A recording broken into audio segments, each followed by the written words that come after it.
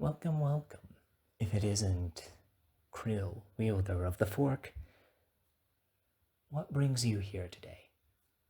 Are you seeking counseling from the Moon Snail? Are you seeking to meditate a little more on the forces of umami around us? Or are you willing to learn new abilities? So you haven't come for any of those. Then what have you come for, little hermit? Ah, so you seem distressed, you say, by the forces and terrors of the ocean, of the gunk itself. Well, yes, the ocean has been quite disruptive. Even in the old ocean, things weren't quite perfect, as you would believe. Yes, I understand.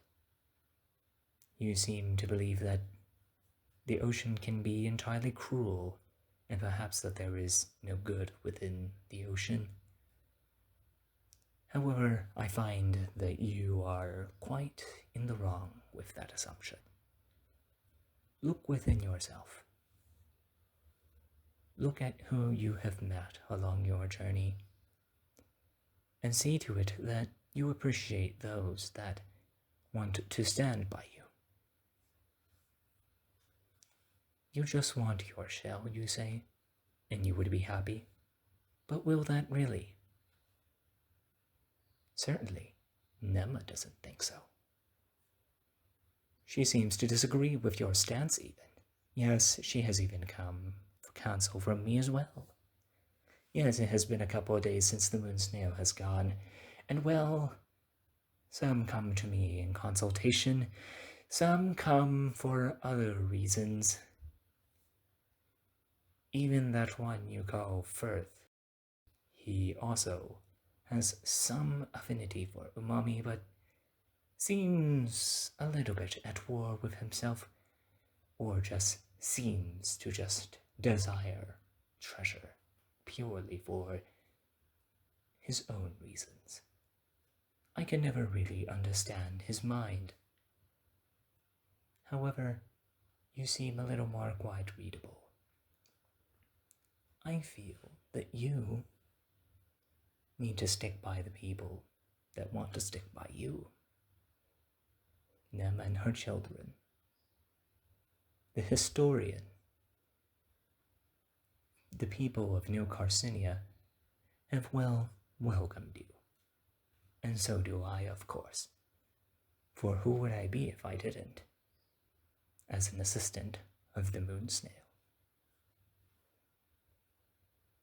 There are many beautiful things that you can encounter in your journey, but it all depends on what you choose to see. You can choose to see the truth, or you can go back up to the tide pools and do, as you say, nothing. I'm certain that you won't receive happiness in that. Less satisfaction.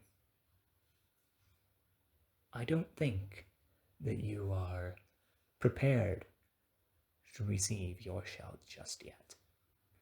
There is still more for you to encounter, more to seek, more to discover about yourself, and about the spiral within you, the force that guides you forward.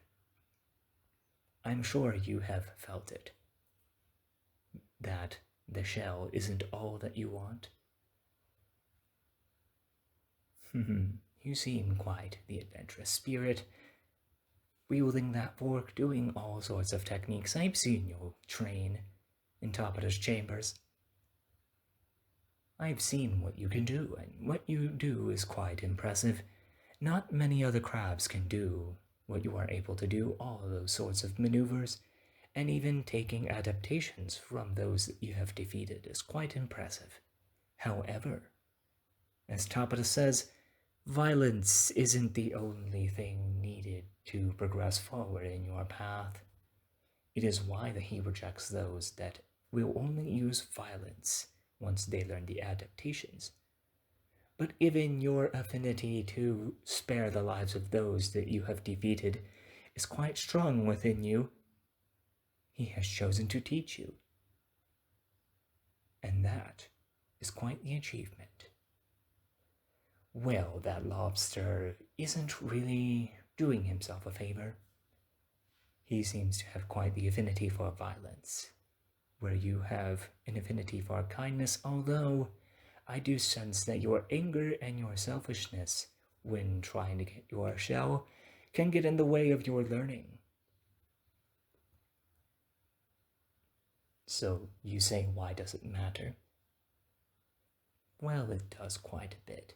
If you are willing to go to the old ocean and you are able to find, you say, the perfect world, if you even believe it exists, which, according to the Moon Snail, it does.